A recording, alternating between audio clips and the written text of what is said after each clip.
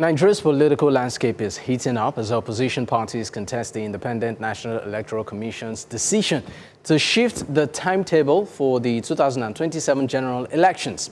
Now, with INEC insisting the adjustment is necessary for logistical and administrative efficiency, opposition leaders accuse the Commission of undermining democratic principles and demand urgent amendment to electoral laws. The dispute underscores lingering mistrust in Nigeria's electoral system and could set a stage for a contentious political season. Now, joining me to discuss this is, of course, Adams Attah is a legal practitioner. Is with me in the studio.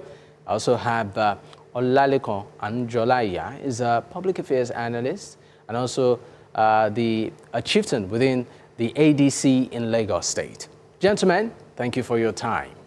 All right, let me start with a very open question here. This adjustment in date, well, for some, it's a thumbs up. For quite a number, they're asking why. Are we seeing another, hanky-panky being played somewhere? I would like to start with you, of course, Mr. Adams Attah. You're a legal practitioner. Before we get into the legal hurdles, if at all there is, for you, are you comfortable with this shift or adjustment in date? Well, I don't think the timing is okay, but you can see that... You don't think the timing is okay? Yes, Why? But however, you see, INEC needs to work in line with the provisions of the Constitution and in line with the Electoral Act. That's what is playing out. We recently saw the amendments in the Electoral Act, and then INEC needs to play alongside that, the new law. And it's on that basis that you see that INEC needs to amend the timetable to reflect it used to be 360 days notice before, but now it's now narrowed down to 300 days. And then the timetable, they need to meet up other things. We're now seeing that the date is now slated for January 2027, thereabout, for presidential election, and then February for governorship, and then the other election. So you see, it's not a one-way traffic something. So it's something that, for me, I think that we are caught in the web, and this is because of the fact that we failed to prepare properly. And that is part and parcel of the system. Why you know that the election is slated for next year? Why is it now that you're amending the Electoral Act? The last amendment is as far back as 2022, before this government came on board. And then now election is for next year. You are just amending the Electoral Act. And INEC is caught in the web. They don't have any other option than to conduct that election, alter the timetable in such a way that it will fit in what the law states. So for me, I think we are caught in the web. We are not prepared for that election. More importantly, that timing, January 2027, you see that most of Nigerians have traveled back home for the festive period, and they are retiring back home. For me, I think that the politicians have designated that period or this timetable in such a way that they will continue to penetrate the system, continue to buy votes, and I will tell you why. Look at the fact that by December period 2026, people have traveled back home, and 2027, you expect them to come back. There is no cash at hand. And that will give room for them to concede to vote by. You look at it, you look at the time. So you are suspecting that, in a way, that period is people are usually cash light, and they might be forced to compromise. Is that what you're saying? Yes, compromise? Because if there's no cash at hand, it will affect the mindset of the people that are going to vote. They will easily submit to them. We have seen that. But we've also seen some people put forward arguments to say that, the period before was doing the fast, and for convenience, just like INEC has said, administrative convenience, logistical convenience, they might need to just move the date forward, to accommodate all of this. I agree with you on that point, but my major point is the fact that we have failed to plan. That is why we are caught in this web. Why are we recently amending the Electoral Act at these late hours? And then INEC is caught in all this mess. INEC don't have any other option than to give us the date, amend the timetable in such a way that it will fit in to the Electoral Act. So for me, I think that all the fault is on the government. All right. Let me leave you for a moment and, of course, go to Anjolaiya. Anjolaiya, you're a member of the opposition party. We know that the opposition, quite a number, are not comfortable with this. The opposition is even saying, look, let's go back to the amendment, so-called amendment, which many of you are contesting to say, look, there are several things or clauses within it. You're not comfortable with it. It should be taken back to the House and re-amended. So I'd like your take. Well, good evening once again, Dapo. It's an unpleasant time for Nigeria's democracy. It's not a good time for the opposition in Nigeria. Just yesterday, opposition leaders, it didn't matter if you were ADC, NMPP, and I mean, representative of all the 18 other political parties came together in Abuja to reject the 2026 Electoral Act, right? Now, INEC has just, complied with the Electoral Act. And realistically, what it means for the opposition is that elections should be determined, between 55 to 92 days from now. What it means is that the membership register of each political party will only have 34 days to submit. Realistically, that is not something that we can meet up with. And we can see that the National Publicity Secretary of our great party have issued a statement to that effect, while leaders and stakeholders of the party are looking to address this very decisively. I think that this is not a level playing field. I think that it is very obvious their intention to rig the 2027 election. And let me shock you. I think that they have an insidious motive, because they started their own membership registration February 2025. And of course, they had 1 year to register members of their own party, to register Nigerians into the All Progressive Congress. And just when we are about to start, therefore we have not even started. It's so unfortunate. So when we are just about to start, they came up with all of these amendments just last week. And this week, INEC have given us an updated timetable. It's an unfortunate time for Nigeria's democracy and opposition politics. But we need to unfold what our decisions will be as a party in the coming days. But we are definitely not happy with that.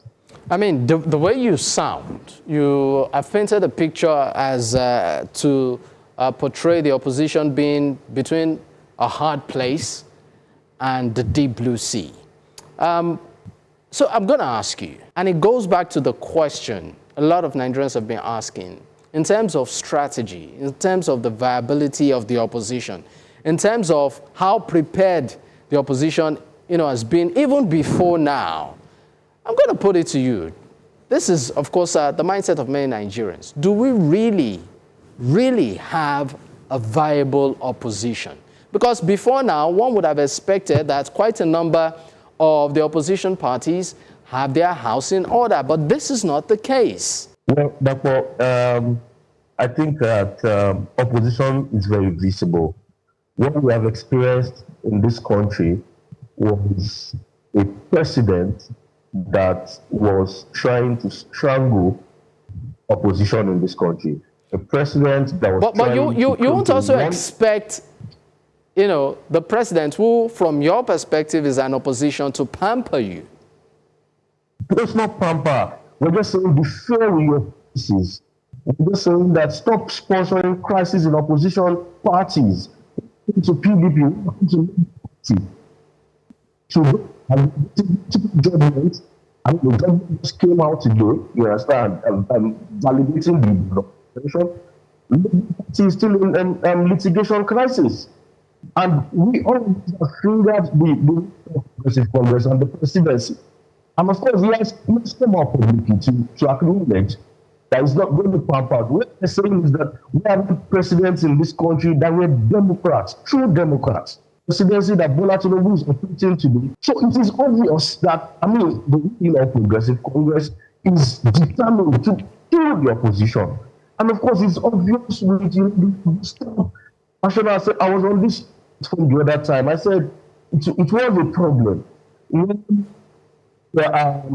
An organ of government that is supposed to serve as check and balances for the other organ of government is when the Tinubu cap, the Senate president, Same with the House of Rep Speaker. Do you understand?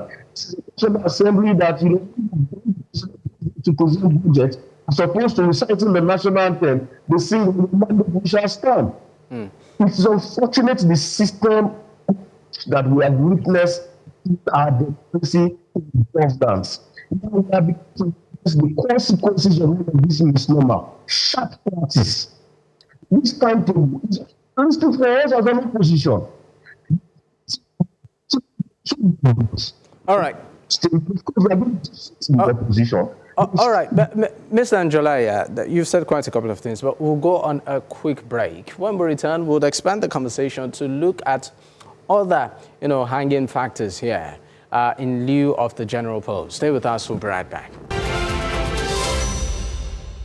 You're still watching Politics HQ on News Central Television, and of course, we're looking at matters arising in lieu of the 2027 general elections, one of which is, of course, the adjustment to the timetable that has got Nigerians reacting. I still have my guest with me. Adams Attah is a legal practitioner, and I also have, of course, Mr. Anjolaiya, who is a member of the ADC in Lagos State.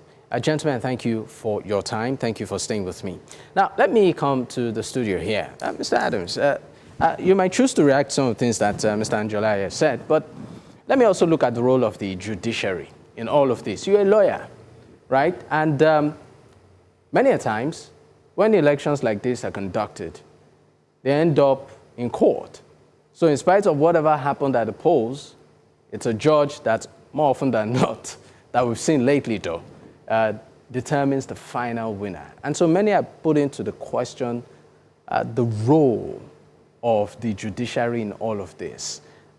Democracy is meant to be a reflection of the will of the people. But for many, they feel that at the end of the day, it's now the court that seems to decide who the final or decide the final outcome. So my question to you is this: would you say that the judiciary is helping the process?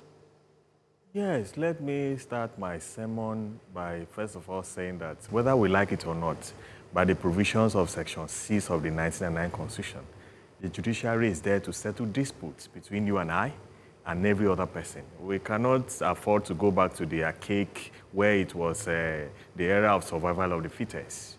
Now, the judiciary is now starting with the responsibility. But it feels, for some Nigerians, they feel that they're beginning to maybe overstep boundaries. Whether we like it or not, like I said, the judiciary is the final arbiter. Because we cannot afford to live in the era of survival of the fittest. Where there are disputes, by the provisions of the Constitution, the judiciary is there. Let me equally say this further. In the last election that was held, the judiciary, in the case of Alhaji Atiku Abubakar, Peter Obi, INEC, and then Mr. President, held and then recommended that the provisions of the Electoral Act that is subject of dispute today, that INEC should take further step, National Assembly should take further step and ensure that it's codified, is made express in the Electoral Act. As I'm speaking to you now, will you now put the burden on the judiciary? The judiciary have done their own by saying that, oh, let it be express and let them make it electronic transmission and not to transfer. Now, but you now see that the game and the politics that is being played by the National Assembly, how will you call that? Will you blame the judiciary for that? The judiciary is there to interpret the law. The National Assembly is there to make law, pursuant to Section 4 of the 1999 Constitution. The judiciary cannot go in isolation of what the parties have put on board, because it's not the duty of the judiciary to manufacture facts to support any of the party. It's a fact that you have presented before the court. The burden is on you, you that allege. The burden is on you to prove. Okay, so maybe I should subsume it to, let's look at what is happening within opposition parties right now, where many of them have cases in court, and there are judgments and counter-judgments, which seem to have very varying interpretations. Is the judiciary helping the matter here? Well, let me start by, first of all, express my dissatisfaction as to what is happening in the judiciary. For example, as we are speaking now, I was told this evening that a high court sitting at Oyo State just gave a judgment endorsing the Makinde's camp. Whereas another court, I think a federal high court, already discountenanced with that camp and then affirmed the Wike's camp. And then another court of similar jurisdiction, concurrent jurisdiction, is making another pronouncement. That is an abuse of court process. And this is what the NJC, which is the regulatory body, should look at and punish those concerned. Abuse of the judicial system is wrong. The judiciary is now going overboard, like you said, in some situation. They're not perfect, but giving a contradictory decision in respect of the same fact is unknown to our legal system, and it's an abuse of court process, and the Supreme Court have frowned on that procedure. The NJC is there, but however, we are equally seeing that Mr. President is using one of his key ministers, which is Nyesom Wike, as an instrument to destroy the opposition. And that is why you see that nothing is happening in PDP as I'm speaking to you. He will go and obtain court order. The other party will go and obtain court order. You can see the disagreement within the same party. Where is it done? How are they going to make progress? Maybe I should direct the same question to of course, the politician we have in the House. Mr. Anjolaiya, I mean, we are looking at the role of the judiciary here with everything that is happening, particularly within the opposition. How much of an influence, and would you say that they are helping your internal crisis in any way? Are they? No, absolutely. They are not. Judgment is on sale, Dapo. Judgment is on sale. And on our own part, I've listened to our leaders say that whatever will happen in 2027 is going to happen on election day. We are not going to court anymore. We have lost confidence in the judiciary. Judiciary is cash and carry. You know, judiciary is now in the pocket of the executive.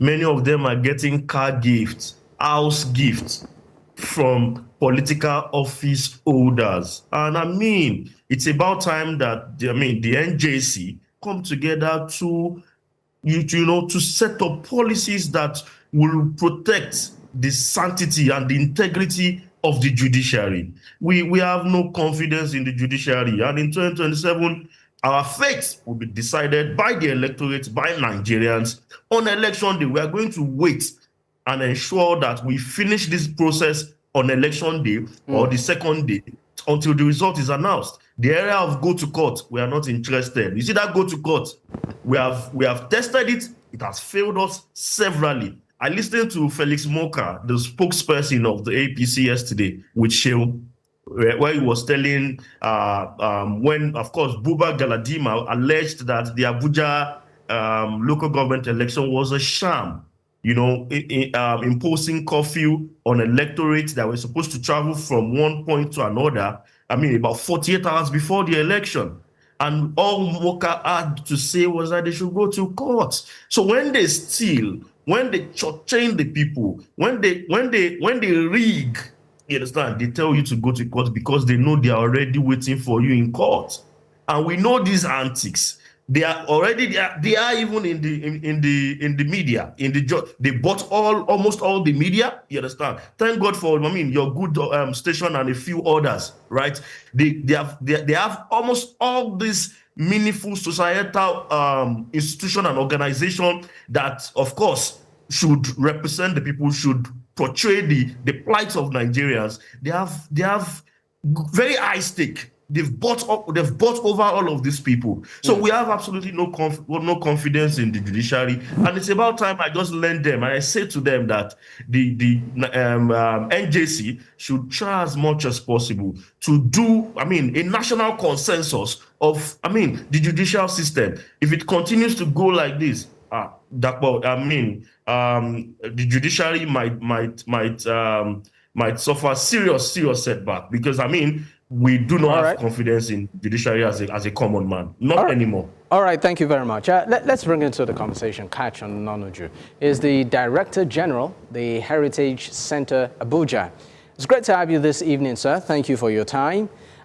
Maybe I should just allow you pick up from where we stopped, and that is the role of the judiciary in all of this process. And then with you, sir, would work our way up to what you feel as regards this adjustment. But first, looking at the role of the judiciary so far and the phrase go to court after elections, with everything that Nigerians have seen, is there still confidence in our judiciary? It's not possible for us to have any meaningful hope put on the judiciary The judiciary currently stands captured as the state is captured. So never mind the rhetorics the gentleman in the studio just told you.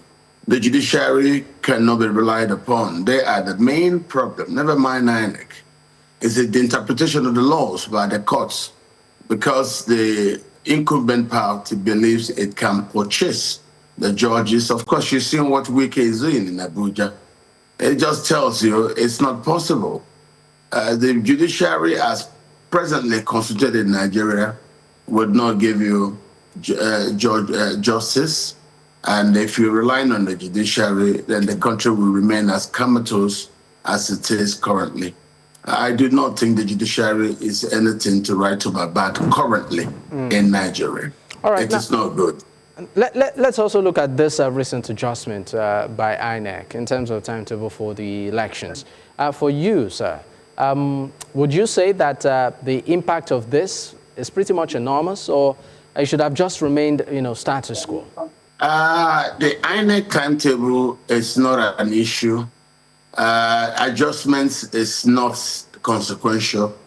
What it was before is okay. What it is now is still not a problem. The real problem is that the ruling party believes it can get INEC to do as it wishes. It has told you INEC can choose to do transmission. INEC can also choose to do the longhand, which is using from EC8A. But of course, we know what this is. The minute you feed that into the beavers infrastructure, it goes. So even where before the form EC8A is used, the beavers infrastructure delivers the results wherever you are, wherever you is a collection center. So at the end of the day, the beavers infrastructure is loaded at the point of collection of results in the places where all the agents sign. And once it is loaded in front of everybody, that is fine. It's very difficult to compare that to the one of a government official, somebody paid by the incumbent government, filling in papers, having the paper taken to a different place, and you see mutilated figures, as you saw in the Abuja election writings. And then that is brought, and then that will now be used to do the educations. No. Once you put in what you have into the beavers equipment, there in front of everybody, that's all. It goes there. So what we will say is the incumbent party is simply insisting that it would not allow for a transparent election. It doesn't really make sense to agree to go to election with the law the way it is right now. It does not make any sense for anybody to get involved in such a thing. All right. And thinking that you get justice from the courts, that's a waste of time. The courts are currently, as I speak, captured, and nothing can come from them. It's a total waste of time for anybody. It's actually fraudulent for anybody to tell you to rely on the courts. It doesn't make sense. I mean, those are pretty strong words, but we'll go on a quick break. That is a fact. Those are the facts of the case. All right, we'll go on a quick break. When we return, the show continues. Stay with us. We'll be right back. Many thanks for staying with us. It's still Politics HQ on News Central Television. I still have my guest with me. Katch Ononuju is the Director General, the Heritage Center, Abuja. I also have, of course, Mr. Olalekan Anjolaiya as a public affairs analyst and a member of the ADC. And with me in the studio is Adams Attah, is a legal practitioner. Gentlemen, thank you for staying with me. All right. While, of course, we gradually wind down, let me start with you, Mr. Attah. I mean, you're a lawyer.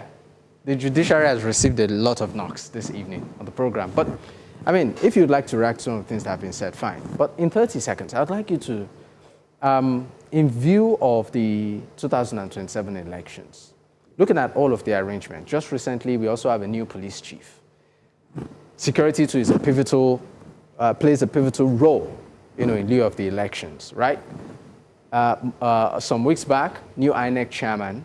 We've seen moves here and there, the Electoral Act and all of it. Are there takeaways for you, and are there areas that you still feel that there needs to be improvement in 30 seconds? Well, I want to say that Nigerians should be very optimistic come 2027. Why? Let's go out there and do it. We can do it.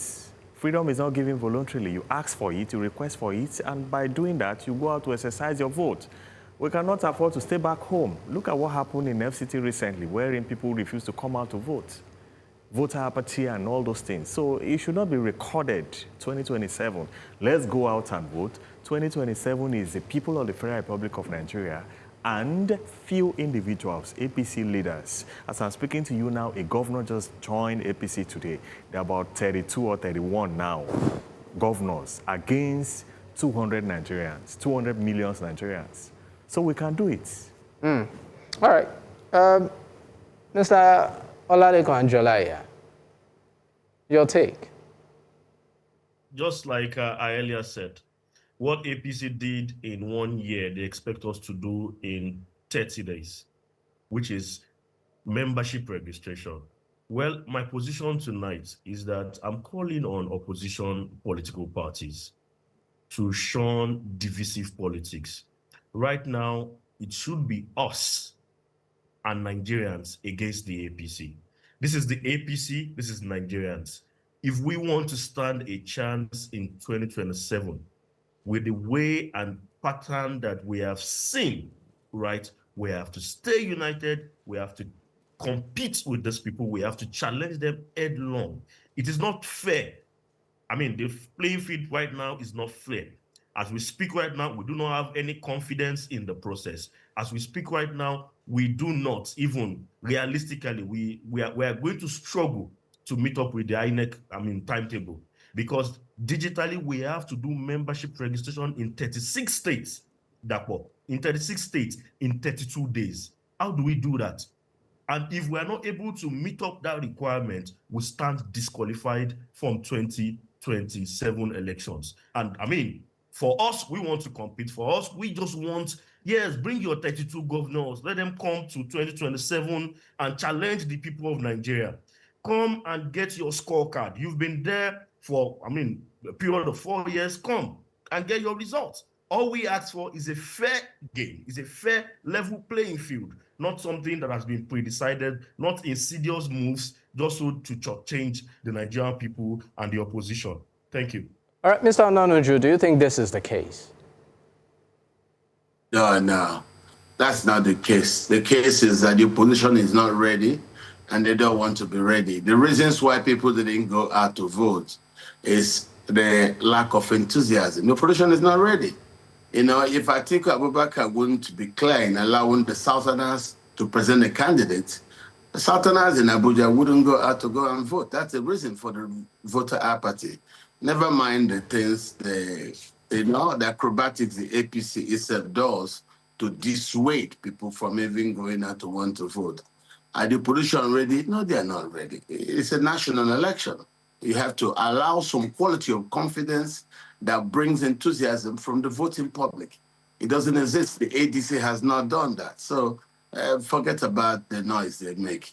If you're not clear-cut about your presidential candidate and people know where that is coming, that is the head of the engine. Nobody's going to take your party seriously. Right now, the Northerners and the ADC don't want the ADC to allow the South to continue to do the presidents for 8 years. So that's the reason why, if you are playing this game and say, Atiku will become candidate, all the Southerners will just not vote. They will put.